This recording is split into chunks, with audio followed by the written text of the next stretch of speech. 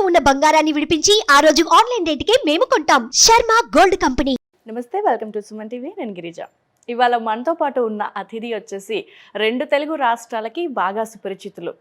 ఎవరు తెలీదు అనే మాట లేదు, బాగా సుపరిచితులు అంటేనే అర్థమవుతుంది. అంతేకాకుండా జ్యోతిష్య పరంగా ఎంతోమందికి మంచి ఉన్నత స్థానానికి వెళ్ళే మార్గాన్ని చూపారనొచ్చు. అలాగే మనకు నిత్య జీవితంలో జ్యోతిష్య పరంగా ఎదురయ్యే సమస్యలకి కూడా ఎంతోమందికి ఎన్నో రకాల రెమెడీస్ కూడా చెప్పారు. మరి తను ఎవరో కాదు, ప్రముఖ జ్యోతిష్య పండితులు, శ్రీచక్ర పీఠ వ్యవస్థాపకులు బ్రహ్మశ్రీ డాక్టర్ ప్రదీప్ జోషి గారు ఉన్నారు. వారితో మాట్లాడదాం. గురువు గారు నమస్కారం. శ్రీమాత్రే నమః. గురువు గారు, ఈ ఆశ్లేష నక్షత్రంలో పుట్టిన వాళ్ళు ఖచ్చితంగా ఆశ్లేష బలి చేయాలి అని అంటూ ఉంటారు. మరి అది ఎంతవరకు కరెక్ట్? అంటే ఆ నక్షత్రంలో పుట్టిన వాళ్ళు ఆ బలి చేయకపోతే అంటే వివిధ రకాల సమస్యలను ఎదుర్కొంటారు, లేకపోతే ఏదో చిక్కుల్లో పడిపోతారని అంటూ ఉంటారు. మరి దానికి సంబంధించి చక్కటి వివరణ తెలియజేస్తారా గురువుగారు? శ్రీ గురుభ్యో నమః. శ్రీమాత్రే నమః. దుర్గే స్మృతా హరసి భీతిమశేషజంతోః స్వస్థై స్మృతామతిమతీవ శుభాం దదాసి దారిద్ర్య దుఃఖ భయహారిణి కాత్వదన్య సర్వోపకారకరణాయ సదార్ద్రచిత్త. శ్రీమాత్రే నమః. జ్యోతిష్ శాస్త్రము ఒక మహాద్భుతమైనటువంటి, సింపుల్గా అర్థం అవ్వాలంటే ఒక సముద్రం లాంటిది. ఇప్పుడు సముద్రం మీద మనము నావ వేసుకొని వెళితే మనకు సముద్రం దారిస్తుంది. దాని గురించి సరిగ్గా తెలియకుండా ఇష్టం వచ్చినట్టు వెళ్తాము అంటే ఆ వచ్చే కెరటాలకు కరెంటుకి మునిగిపోతారు. ఎంత గజ ఈతగాడైనా సముద్రంలో ఈదాలి అని అంటే ఎలా ఈదాలో తెలుసుకొని పోవాలి.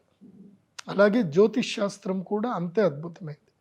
ఇప్పుడు మనం సముద్రముని ఎలా అర్థం చేసుకోవాలి, సముద్రంలో రత్నాలు ఉంటాయి, మణులు ఉంటాయి, అన్నీ దొరుకుతాయి.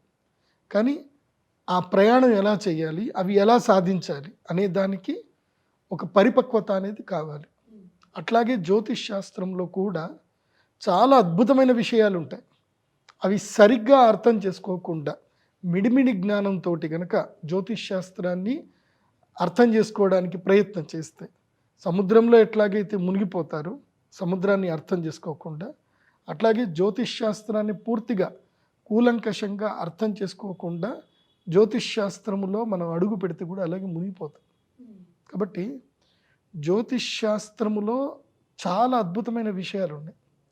సిద్ధాంత, సంహిత, హోర, స్కందత్రయాత్మకం శాస్త్రమేతత్ షడంగవత్ అని అంటారు. అంటే 3 స్కందములు ఉంటాయి, షడంగములు ఉంటాయి. ఆ షడంగములతో కూడుకున్న దాంట్లో అద్భుతమైనటువంటిది హోరాశాస్త్రం, ఆ తర్వాత సంహితాశాస్త్రం. సిద్ధాంతము అంటే ఏంటంటే క్యాలిక్యులేషన్స్. ఈ పరిక్రమంలో మనకి హోరాశాస్త్రం ఏం చెప్తుందంటే ఒక్కొక్క వ్యక్తి ఒక్కొక్క నక్షత్రంలో పుడుతున్నారు. మొత్తం ఉండేటువంటి నక్షత్రాలు 27 నక్షత్రాలు. ఒక్కొక్క నక్షత్రానికి 4 పాదాలు. అంటే టోటల్గా 108 రకాలమైన జనాలు పుడుతున్నారు. అంటే వ్యక్తిత్వాలు ఎలా ఉంటాయంటే కేవలం 108 రకాల వ్యక్తిత్వాలే ఉంటాయి. ఈ ప్రపంచంలో ఎన్ని వ్యక్తిత్వాలు ఉంటాయి? 108 కేటగిరీసే ఉంటాయి. సో దాంట్లో సబ్ కేటగిరీస్ మీరు ఎన్ని వేసుకుంటుంటే ఇప్పుడు 108 ఇంటూ 3 మనం వేసుకుంటూ వెళితే ఇంకా అన్లిమిటెడ్గా క్యాలిక్యులేషన్ వెళుతూనే ఉంటాయి అన్నమాట. సో ఈ 108 సంఖ్య, అందుకే మన జ్యోతిష్ శాస్త్రంలో కానీ మన యొక్క అర్చనలో కానీ పూజలో కానీ భగవంతుడికి ఎప్పుడైనా సరే మనం అర్చన చేసిన 108 సంఖ్యతోటి చేస్తూ ఉంటాం. ఈ నక్షత్రాలలో 27 నక్షత్రాలు ప్రత్యేకమైనవే. అందులో ఈ నక్షత్రమే గొప్పది, ఈ నక్షత్రం తక్కువ అని చెప్పడానికి లేదు. ఎందుకోసం అంటే ఏ నక్షత్రంలో పుట్టిన వాళ్ళు ఆయా నక్షత్రానికి సంబంధించిన శక్తితోటి వాళ్ళు జీవితంలో రాణిస్తారు. చాలా మంది సరి అయిన గురువు లేక, సరి అయిన జ్యోతిష్ శాస్త్రం పండితుడి యొక్క అవగాహన లేక, అంటే అవగాహన లేని జ్యోతిష్ శాస్త్ర పండితుడి దగ్గరికి వెళ్ళి ఎక్కడో కొలాప్స్ అయిపోతారు. కానీ నాకు తెలిసి ప్రతి నక్షత్రంలో పుట్టినటువంటి వాడు అదృష్టవంతుడే. ఎందుకోసమంటే ఈ ప్రకృతి ఎంత గొప్పది అని అంటే అవసరాన్ని బట్టి మనకి ఒక్కొక్క దగ్గర మనకి ఒక్కొక్కటి ఉపయోగపడుతుంది. ఇప్పుడు మనము భాగ్యనగరంలో ఉన్నాం, సిటీలో ఉన్నాం. ఇప్పుడు మనకి ఇక్కడ బంగారంకి విలువ ఉందా లేదా? చాలా విలువ ఉంది. బంగారం అంటే అందరూ కొట్టుకొని చచ్చిపోతారు. బంగారానికి విలువ ఉంది. రోడ్డు మీద బంగారం పడింది అంటే ఎత్తుకెళ్ళిపోతారు. అదే భాగ్యనగరంలో రోడ్డు మీద ఒక ఇనుప గుణపం పడింది, తీసుకుంటారా? పెద్దగా పట్టించుకోరు. సలాకి ఎవరికి కావాలి, ఇనుము ఎవరికి కావాలి అంటారు. అదే మీరు ఒక అడవికి వెళ్ళారు, అడవిలో ఎవరూ లేరు, ఒక నిర్మానుష్య ప్రదేశం. అక్కడ నీకు బంగారము యొక్క కడ్డీ ఉంది, ఇనుము యొక్క కడ్డీ ఉంది. నీకు అక్కడ ఏది ఉపయోగపడుతుంది? ఇనుమే ఉపయోగపడుతుంది. నువ్వు చెట్లు కోయాలి అన్నా, నువ్వు నిప్పు రాజేసుకోవాలి అన్నా, జంతువుల నుంచి నిన్ను కాపాడుకోవాలన్నా, నువ్వు ఏం చేయాలన్నా నీకు అక్కడ ఇనుమే ఉపయోగపడుతుంది. నీకు బంగారం అక్కడ ఎందుకు పనికిరాదు. బంగారం అనేటువంటిది ఏంటంటే మనుషుల్లో మధ్యన క్రియేట్ చేసుకున్నటువంటి ఒక వ్యవహారికమైనటువంటి మాయ. దానివల్ల మనిషికి ఏ ఒక్క అనా పైసా లాభం లేదు. అంటే ఈ యొక్క కమ్యూనికేషన్ సిస్టమ్ తీసేసి, వ్యాపారం అనేది తీసేస్తే అసలు బంగారంతో మనిషికి ఏ యూజు లేదు. అవునా కాదా? నిజమే గురువుగారు. అదే అడవికి వెళ్ళామనుకో, అడవితో మనకు బంగారంతో ఏం పని? మనకి ఏం పని లేదు. మనకి అడవిలో కావాల్సింది ఏంటంటే ఒక బలమైన ఒక ఆయుధం కావాలి. నువ్వు బంగారంతో ఆయుధం తయారు చేయలేవు నువ్వు. అది ఇట్లా అంటే వంగిపోతుంది అది. సో అట్లాగే నక్షత్రాలలో కూడా ఒక్కొక్క నక్షత్రం వైవిధ్యమైంది. ఆ నక్షత్రాల్లో ఒక వైవిధ్యమైన నక్షత్రము ఆశ్లేష నక్షత్రం. ఈ ఆశ్లేష నక్షత్ర జాతకులు ఎవరు ఈ నక్షత్రంలో పుడతారు అంటే ఇది కర్మ విపాక సంహిత నుంచి మనకు చెప్తారు. అంటే ఒక్కొక్క నక్షత్రంలో ఒక్కొక్కళ్ళు ఎందుకు పుడతారు అనేది కూడా మనకి తెలుస్తుంది. దాన్ని బట్టే వాళ్ళ యొక్క గుణగణాలు, లక్షణాలు, వాళ్ళకి ఎలాంటి సమస్యలు వస్తాయి, వాళ్ళ జీవితంలో వాళ్ళ కర్మ ఎలా వెళ్తుంది, ఇవన్నీ విషయాలు మనకి కర్మ విపాకం చెప్తుంది. ప్రశ్న మార్గం అనేటువంటి ఒక గ్రంథం ఉంటుంది. మీరు ఎందుకోసం అంటే ప్రదీప్ జోషి ఏది చెప్పినా విత్ రిఫరెన్స్ చెప్తాడు, గుర్తుపెట్టుకోండి. ఏదో నోటికి వచ్చింది చెప్పడం ఉండదు. నేను చెప్పే ప్రతి టాపిక్ మీరు రీసెర్చ్గా మీరు రాసుకోవచ్చు. ప్రతి జ్యోతిష్ శాస్త్ర భవిష్యత్తు తరాలకి, ఎందుకోసం అంటే ప్రదీప్ జోషి ఉంటాడో లేడో కానీ సుమన్ టీవీ ఎప్పటికి ఉంటుంది, ఈ ఛానల్ ఎప్పటికి ఉంటుంది, ఈ వీడియో ఎప్పటికీ ఉంటుంది. కాబట్టి ఇది భవిష్యత్ తరాలకు జ్యోతిష్యం నేర్చుకునేటువంటి వాళ్ళకి కానివ్వండి, జ్యోతిష్యం మీద రీసెర్చ్ చేసే వాళ్ళకి కానివ్వండి, నేను చెప్పేటువంటిది ఒక టాపిక్గా మిగిలిపోవాలి, ఒక సినాప్సిస్గా మిగిలిపోవాలని నేను చెప్తాను. జాగ్రత్తగా ఇది వినండి. ప్రశ్న మార్గం అనేటువంటి గ్రంథములో మంగళాచరణ శ్లోకములో జ్యోతిష్ శాస్త్రం యొక్క ఇంట్రడక్షన్ చెప్తారు. ఏమని అంటే, పూర్వజన్మ కృతం కర్మ శుభం వా యది వా శుభం తస్య కర్మణ పంక్తిం గ్రహా సూచయంతీహ జన్మని. అంటే మనం పూర్వజన్మలో చేసినటువంటి కర్మల యొక్క ఫలితం ప్రకారమే ఈ జన్మలో మనం పుట్టినప్పుడు మన యొక్క గ్రహస్థితి ఉంటుంది. ఆ గ్రహస్థితి పుట్టినప్పుడు ఉన్నటువంటి గ్రహస్థితిని కనుక చూసుకున్నట్లయితే మనం ఎవరో, మన క్యారెక్టర్ ఏంటి, మన ఆలోచన విధానం ఏంటి, మనం ఏ స్ట్రీమ్లో వెళ్తే మనం బాగుపడతాం, మన యొక్క పూర్వజన్మ వాసనలు ఏంటి, మనలో ఆల్రెడీ న్యాచురల్గా ఉన్నటువంటి ఇన్హెరిడిటీ టాలెంట్ ఏంటి, సో దాన్ని మనం ఎలా ఇంప్రూవ్ చేసుకోవాలి, ఇవన్నీ కూడా మనకి జాతకం చెప్తుంది. ఆ జాతకంలోనే ఆశ్లేష నక్షత్రము ఒకటి కీలకమైంది. ఆశ్లేష నక్షత్ర జాతకులు, దీన్ని ఆశ్లేష అంటారు, ఆశ్లేష అని కూడా అంటారు, వాస్తవంగా ఆశ్లేష. సో ఆశ్లేష నక్షత్ర జాతకులు ఏమిటంటే గనక వీళ్ళు మహాద్భుతమైనటువంటి జ్ఞాపక శక్తితో పుట్టినటువంటి వాళ్ళు, మెమొరీ పవర్. అన్ని నక్షత్రాల్లో ఎక్కువ మెమొరీ పవర్ ఎవరికి ఉంటుంది అంటే ఆశ్లేష నక్షత్రం వాళ్ళకు ఉంటుంది. సో ఈ మెమొరీ అనేటువంటిది ఏంది అని అంటే అగ్ని లాంటిది, నిప్పు ఉంది. ఇప్పుడు నిప్పు రవ్వని ఒక, మీకు తెలుసు కదా నిప్పు రవ్వ అంటే మా తెలంగాణలో ఏమంటారంటే నిప్పు కణిక సంథింగ్ అంటారు. ఈ బొగ్గు ఉంటుంది ఎర్రటిది, దాన్ని మీరు జేబులో పెట్టుకొని తిరుగుతారా? తిరగలేరు. అది మీకు ఎక్కడ అవసరమో అక్కడనే వాడాలి, ఎంత అవసరమో అంతే వాడాలి. ప్రతి టైంలో జేబులో పెట్టుకొని పర్సులో పెట్టుకొని మనం వెళ్ళాం కదా, నిప్పు కణికని పెడితే ఏమవుతుంది? కాలిపోతుంది, మనల్ని కూడా కాలుస్తాం. ఆశ్లేష నక్షత్రం వాళ్ళకి బెనిఫిట్, లాభము అదే, నష్టము అదే. రెండు విధాలుగా ఈ మెమొరీ అనేటువంటిది వీళ్ళకి బెనిఫిట్ చేస్తుంది, లాసు చేస్తుంది. సో దీన్ని విచక్షణ నేర్చుకోవాలి మొదలు ఆశ్లేషం. ఇప్పుడు చాలామంది మీరు అన్నట్టుగా ఆశ్లేష బలి అంటారు. ప్రదీప్ జోషి చెప్పేది ఏంటంటే ఆశ్లేష బలి చేసుకోండి, కాకపోతే మీ నక్షత్రం యొక్క లక్షణం తెలుసుకొని మీరు ఎలా మారాలో మొదలు తెలుసుకోండి. మీ విధానాన్ని, మీ నక్షత్రం యొక్క గుణాన్ని, మీ యొక్క ప్రకృతిని, అంటే న్యాచురాలిటీ ఏంటి, ఇప్పుడు మల్లెపూ వాసన మల్లెపువ్వే, గులాబీ పువ్వు వాసన గులాబీ పువ్వే. దేని సో దానికే ఉంటుంది. మల్లెపూని గులాబీ పువ్వుగా మనం మార్చొద్దు, అది అప్రాకృతికం. ప్రకృతి ఏమిటంటే ఆశ్లేష నక్షత్ర జాతకులకు జ్ఞాపక శక్తి ఎక్కువ ఉంటుంది. ఏదైతే ఎక్కువగా జ్ఞాపకం ఉంటుందో అది మనకి బెనిఫిట్ ఇస్తుంది, లాస్ ఇస్తుంది. అనవసరమైనవి గుర్తుపెట్టుకున్నాం అనుకోండి, లాసే కదా. ఎందుకోసం అంటే మెమొరీ ఇంత క్యారీ చేసుకుంటూ వెళ్తావు, దాంతో ఏమవుతుంది, ఇప్పుడు ఆశ్లేష వాళ్ళ నక్షత్రం కిందంటే చిన్నప్పుడు జరిగిన సంఘటనలు కూడా గుర్తుపెట్టుకుంటారు. ఇప్పుడు చిన్నప్పుడు ఏదో బై మిస్టేక్ కొన్ని సంఘటనలు జరుగుతాయి, నీ ప్రమేయం లేకుండానే ఎవరి తప్పు వలన జరుగుతుంది. నువ్వు అది జరిగినందుకు దాని గురించే రిగ్రెట్ ఫీల్ అవుతూ నువ్వు 30 ఏళ్ళు వచ్చినా 8 ఏళ్ళకి జరిగింది గుర్తుపెట్టుకున్నావు అనుకో, యూజ్లెస్. గతం గతః, గతాన్ని ఎప్పుడు మర్చిపోవాలి, భవిష్యత్తును మనం తీర్చిదిద్దుకోవాలి. ఇది మనిషి యొక్క సహజ లక్షణం. కానీ ఆ సహజ లక్షణాన్ని ఆశ్లేష నక్షత్రం వాళ్ళు వదిలేసుకుంటారు. ఆశ్లేష నక్షత్ర జాతకులు తప్పకుండా మంచి జ్ఞానం ఉన్నటువంటి జ్యోతిష్ శాస్త్ర పండితుల్ని కలవాలి, ఒక అరగంట కూర్చోవాలి, కౌన్సిలింగ్ తీసుకోవాలి. నేను ఎలా ఉండాలి, ఎలా ఉండకూడదు, నేను ఎక్కడ సీరియస్ తీసుకోవాలి, ఎక్కడ సీరియస్ తీసుకోకూడదు. సో ఇవన్నీ కౌన్సిలింగ్ తీసుకోవాలి. ఓకే. దాని తర్వాత కావాల్సింది ఏంటంటే ఆశ్లేష బలి. ఈ ఆశ్లేష బలి ఎందుకోసము అని అంటే, ఈ ఆశ్లేష నక్షత్రంలో పుట్టుకకి కారణం ఏంటి, పూర్వజన్మ కారణం ఏంటంటే, ఎవరైతే సర్పములను చంపుతారు, పాములను చంపుతారు, ఎవరైతే నిత్య గర్భస్రావాలు అనవసరంగా చేసుకుంటారు, అంటే అత్యాశకు పోయి గర్భస్రావాలు చేసుకోవడం. సో ఇక అది నేను అంత కేటగిరీస్ చెప్పలేను, బాగుండదు. ఎందుకోసం అంటే కామం కొద్దికి జాయిన్ అవ్వడము, ఆ తర్వాత కోరికల కోసం అని చెప్పేసి అనుకోవడము, తర్వాత భగవంతుడు సంతానం ఇస్తే అది వద్దు అనుకొని వదులుకోవడం, అది కూడా దోషమే, సర్పదోషం.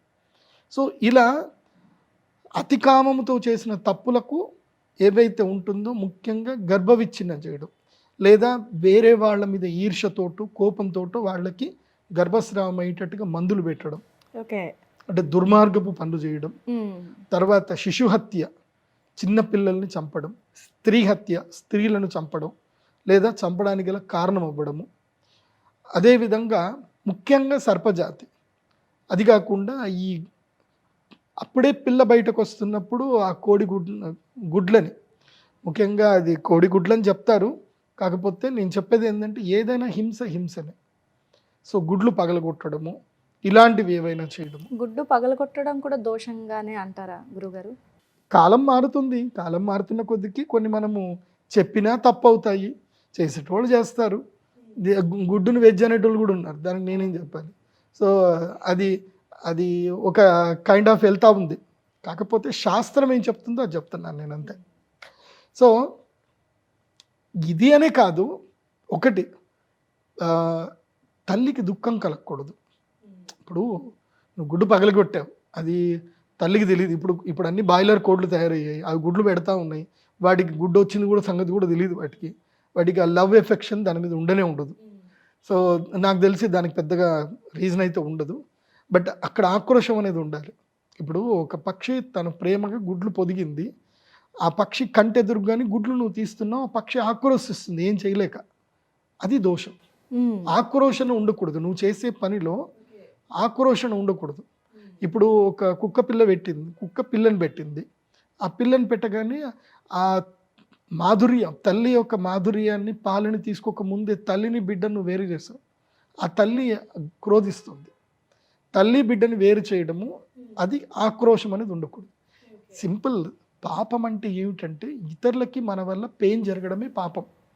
సో అవన్నీ మనకి బ్రహ్మాండ పురాణం గనక చూస్తే, అగ్ని పురాణం గనక చూస్తే రాముడు చెప్తాడు, అగ్ని పురాణంలో ఎన్ని రకాల పాపాలు ఉంటాయని చెప్తాడు రాముడు. అది మీరు చూస్తే మీకు అర్థమవుతుంది, భయంకరమైన పాపాలు మనిషి చేస్తాడు. సో ప్రతిదానికి కర్మ అనుభవించాల్సిందే, మనకు తెలుసో తెలియకో మనం కర్మలు చేస్తాము, కర్మ ఫలాలు అనుభవిస్తూనే ఉంటాం, అవి జరుగుతూనే ఉంటాయి. సో ఈ ఆశ్లేష నక్షత్రం వాళ్ళకి ఈ కేటగిరీలో ఎవరైతే పూర్వజన్మలో తెలుసో తెలియకో, అత్యాశ కొద్దికో, వేరే వాళ్ళు ప్రేరేపించో, డబ్బు గురించో, దేని గురించో, ఉద్యోగ ధర్మంలోనో ఈ తప్పులు కనుక చేస్తే వాళ్ళు ఆశ్లేష నక్షత్రంలో పుడతారు. అయితే వీళ్ళకి దేవుడు ఒక శక్తిని ఇస్తాడు, ఈ యొక్క కర్మ ఫలితాన్ని ఓవర్కమ్ చేయడానికి కూడా శక్తి ఇస్తాడు, జ్ఞాపక శక్తి ఇస్తాడు. ఆర్గ్యుమెంట్ కెపాసిటీ ఇస్తాడు. నువ్వు ఎవరితోటిన ఆర్గ్యుమెంట్ చేసి నువ్వు గెలవగలుగుతావు. కెపాసిటీ ఇస్తాడు, మంచి విద్యా జ్ఞానం ఇస్తాడు, కౌశల్యత ఇస్తాడు. దానితో పాటు దుఃఖం ఇస్తాడు. ఏ దుఃఖం అంటే సంతానం లేకపోవడం, లేదా వైవాహిక జీవితం బాగా లేకపోవడం, లేదా స్కిన్ ఎలర్జీస్, ఇలా ఇబ్బంది పెడతాడు. తర్వాత విద్య ఉంటుంది, మంచి ఉద్యోగం చేస్తారు, చాలా ఆర్గ్యుమెంట్ చేస్తారు, అన్నీ చేస్తారు, కానీ డబ్బు రాదు. సో ఆ వచ్చిన డబ్బు కూడా నిలబడదు, వెళ్ళిపోతూ ఉంటుంది ఎక్కడికో. ఈ రోగాలు మనిషికుంటే ఎటుపోతాయి, అటే పోతాయి కదా. సో దుఃఖం వైపు డబ్బులు ఎక్కువ, దుఃఖాన్ని ఖర్చు అయిపోతూ ఉంటాయి. అది ఆశ్లేష నక్షత్రం యొక్క వైశిష్ట్యత. ఓకే గురుగారు, అయితే మరి ఈ బలి అనేది, ఆశ్లేష బలి అనేది ఏ విధంగా చేయాలంటారు గురుగారు? అందుకే ప్రతి ఒక్క మనిషి ఆశ్లేష బలి చేసుకోవాలి, కానీ ఇది ఎమోషనల్ బ్లాక్మెయిల్ కాదు. ఒకటి గుర్తుపెట్టండి. చాలామంది ఏంటంటే కొంతమంది అనుకుంటారు ఇదేదో చెప్తున్నాడు రా, ఆఖరికి మేము ఆశ్లేష బలి చేయించుకోవాలి, దానికే ఈయన టార్గెట్ ఉన్నట్టుంది అనుకుంటారు. It's not emotional blackmail. ఇది యూనివర్సల్ రూల్. ఇది ఒక మనిషి ఒక నక్షత్రంలో పుడితే ఒక విధమైనటువంటి పరిహార శాంతి చేసుకుంటే అతను మానవ జీవితంలో మనుగడను సాధించగలుగుతాడు. ఇది ఒక గ్రంథంలో చెప్తారు. అది బృహత్ పరాశర హోరాశాస్త్రంలోను, ప్రశ్న మార్గం అనే గ్రంథంలోనూ చెప్తారు. తర్వాత పూర్వ మీమాంస అనేటువంటి ఒక గ్రంథం ఉంటుంది, ఆ గ్రంథంలోనూ ఈ విషయాలు చెప్తారు. అందుకే ఆశ్లేష నక్షత్రం, ఇప్పుడు నేను మీకు చెప్పాను కదా, మీరు హడావిడి పడొద్దు, భయపడొద్దు. మీరు ధర్మబద్ధంగా ఉండి మీరు సర్పదోషానికి శాంతి నివారణ చేసుకుంటే ఆశ్లేష బలి మీకు మేలు చేస్తుంది. సో ఈ ఆశ్లేష బలి ఎప్పుడైనా చేసుకోవచ్చు, ప్రధానంగా ఆశ్లేష నక్షత్రంలోనే చేసుకుంటే మంచిది. ఆశ్లేష నక్షత్రంలో ఇది చేసుకోవాలి. దీని పూజా విధానం ఎలా ఉంటుందనంటే, ఆశ్లేష నక్షత్ర జాతకులు తమ నక్షత్రంలో పుట్టిన జాతకం ఒకటి వాళ్ళ దగ్గర పెట్టుకోవాలి. తర్వాత మండపం అనేది ఒకటి ఉంటుంది. ఇది వీళ్ళు ఎన్ని జన్మల నుంచి ఎన్ని కర్మలు చేశారో అవన్నీ కూడా పోగొట్టుకోవడానికి సంబంధించిన ఒక మండలం ఉంటుంది.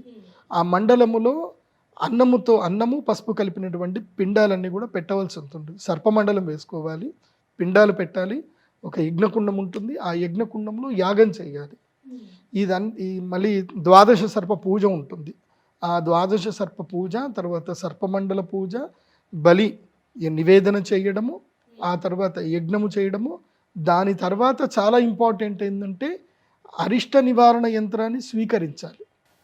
సో ఈ అనిష్టాలు ఏవైతే ఉన్నాయో, ఈ కాలసర్పదోషం ఏదైతే ఉందో, ఇది మొత్తం దూరం అవ్వడానికి సంబంధించిన యంత్రం స్వీకరించాలి. అప్పటి వరకు చేసినంత మంత్రం, పంతులు గారు ఎవరైతే విధి విధానం చేసినటువంటి తాంత్రికుడు ఎవరైతే ఉంటాడో ఆయన మంత్ర ఉచ్చారణ చేస్తాడు. ఆయన ఏం చేస్తాడు అంటే మంత్రమును యంత్రంలో నిక్షిప్తం చేస్తాడు. ఓకే.